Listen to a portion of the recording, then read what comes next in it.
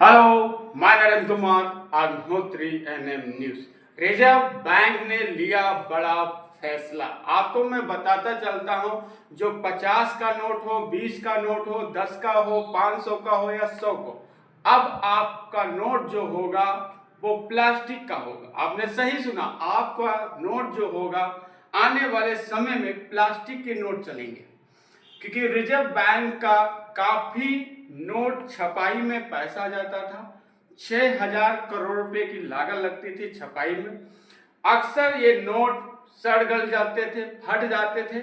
इनको अंतर्गत देखते हुए रिजर्व बैंक के द्वारा अब चलेंगे प्लास्टिक के नोट। आप देख सकते हैं रिजर्व बैंक का बड़ा फैसला। भारतीय रिजर्व बैंक यानी आरबीआई देश में करेंसी नोटों की लगातार बढ़ती मांग को पूरा करने के लिए प्लास्टिक या पॉलीमर नोट छापने पर गंभीरता से विचार कर रहा है। यह नोट लंबे समय तक ना फटेगा और ना ही गलेगा, साथ ही इसे बनाने की लागत भी कम आएगी।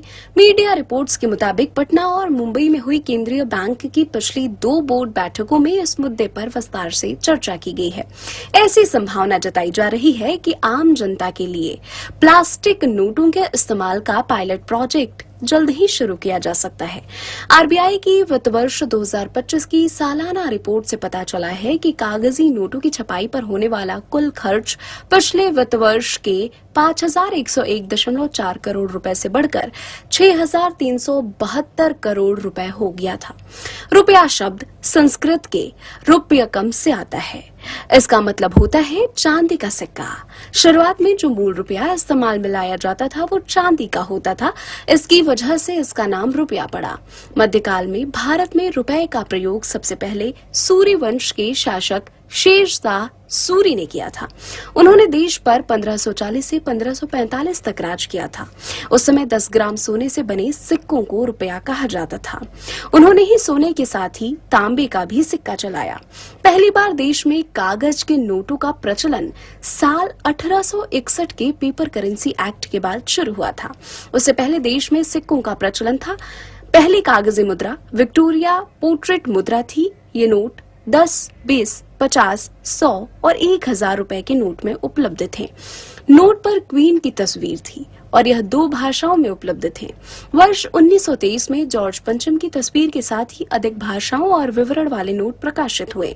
नोटों की प्रिंटिंग बैंक ऑफ इंग्लैंड में होती थी। 1928 में भारत पहली बैंक नोट प्रेस नासिक में स्थापित हुई। रिजर्व बैंक भारत की अर्थव्यवस्था को नियंत्रित करता है। यह केंद्रीय बैंक भारत में बैंकिंग प्रणाली भी संचालित करता है। 1935 में रिजर्व बैंक की स्थापना reserve bank of India act 1934 के अनुसार हुई थी। 1938 में आरबीआई ने सबसे पहले 5 रुपए का नोट जारी किया था। बाद में इसी वर्ष 10, 100, 1000 और 10,000 रुपए के नोट जारी किए गए। 1940 में 1 रुपए का नोट जारी हुआ और फिर 1943 में 2 रुपए का नोट जारी कर दिया गया। आजादी से पहले आरबीआई स्वतंत्र बैंक हुआ करता था, लेकिन स्वतंत्रता के बाद इसका राष्ट्रीयकरण कर दिया गया। पूरे भारत में रिजर्व बैंक के कुल 29 क्षेत्रीय कार्यालय हैं। बैंक का मुख्यालय मुंबई में स्थित है। मौद्रिक नीति तैयार करना, उसका कार्यान्वयन और निगरानी करना आदि महत्वपूर्ण कार्य रिजर्व बैंक के ही जिम्मे हैं। मुद्रा जारी करना, उसका विनिमय करना और परिचालन योग्य न रहने पर उन्हें नष्ट करना भी आरबीआई का काम है। आज भी देश में जारी हर नोट पर रिजर्व बैंक के गवर्नर के साइन होते हैं। आइए जानते हैं कि क्या होगा प्लास्टिक के नोट बनाने से फायदा। ये कागजी नोटों की तुलना में लगभग 2.5 गुना ज्यादा चलते हैं।